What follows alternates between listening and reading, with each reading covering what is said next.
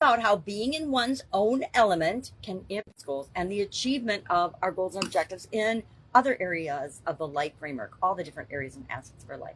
Today, in this year's Get Your Goals Annual Challenge, we're talking about how confidence and our confidence goals are impacted by our health or well-being or lack thereof in the other life framework areas. And of course, I practiced writing backwards today and created this great graphic. Only made one mistake and had to fix it. I had a D as a B backwards, but I'm getting quite proficient in writing backwards. So physical, mental, emotional, spiritual, financial, relationships, contribution, communication, and confidence is the 9-part life framework that I've used. I used a 7-part one, learned it from Tony Robbins and Jim Rohn, and I don't remember who all else.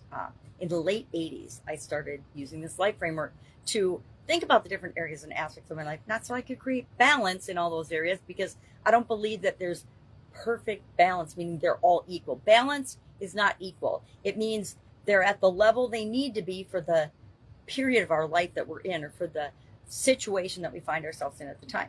When I was raising my family and raising my kids, my relationship balance, my amount of time I had to spend on my relationships was much higher than my, well, should have been higher for physical, but it wasn't, than my physical, mental, emotional, and spiritual well-being.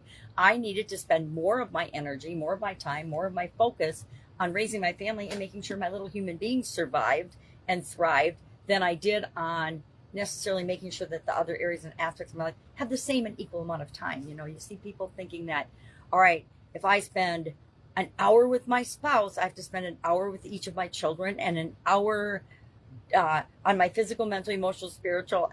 It doesn't work that way. There aren't enough hours in our life to have it be equal across the board. Now, I used a 7-part life framework without communication and confidence until 2021, where I added those areas because I was doing some coaching and getting some coaching in those areas. And I thought, if I'm learning it, if I'm studying it, if I'm going deeper into that, why wouldn't I have goals and objectives for my legacy, for my long-term goals, as well as breaking them down into bite-sized pieces like I do for physical, mental, emotional, spiritual, financial, and contribution. And so I started to do that. And so in 2021 on, those 2 areas have been added to my life framework. We have to take the things that we learn, all of the tools, all the strategies, all the information, and we have to make them our own, right? We can hear, sometimes I've had to hear things 100 times before it went through my thick skull and out of my subconscious into my conscious mind, where I could actually apply it. I remember being involved in coaching programs in the past, and I'm talking, 6-figure coaching programs, 5- and 6-figure coaching programs, where I would look around at the other people in the program with me, and I would see myself or my ex-husband and I making results and having results in that program, yet other people who made the same big money investment not actually getting any results. And the difference was they weren't applying the things that they were learning. And I learned a long time ago, and I still do this, we still obtain knowledge. I read all the time. I absorb and learn things all the time. I'm always doing other people's challenges. I'm always doing different courses and things, and taking different courses and things to personally develop and continually improve myself, because I think the better I am as a human being, the more I have to share with other people. And what's the point of getting all this knowledge and all this wisdom and all this experience if we don't share it with other people, right? Are we just hoarding knowledge and information? I learned in corporate America how sick that actually is, that people would hoard and protect their information, but they actually ended up being dysfunctional because they were keeping information that other people needed to do their jobs, and that other people in the organization needed to be using to work together to get better results for the organization.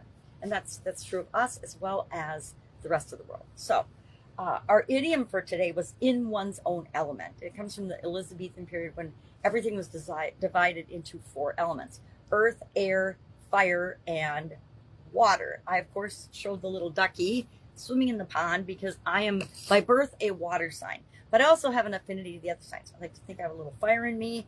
I am definitely connected to the earth, in that one of my best ways to recharge or de-stress is to just get some sunlight, get out in the fresh air. So obviously I have an air affinity, and breathe and be close to nature. Nature reminds me of how abundant the universe is that we are a part of, all of us are a part of, and that if I'm ever thinking lack and scarcity, or that I'm not good enough, which is definitely a form of lack and scarcity, or comparing ourselves to other people, I just go for a walk, and that snaps me right out of it quicker and faster than anything. That, and I'll say some affirmations and mantras because those work for me as well.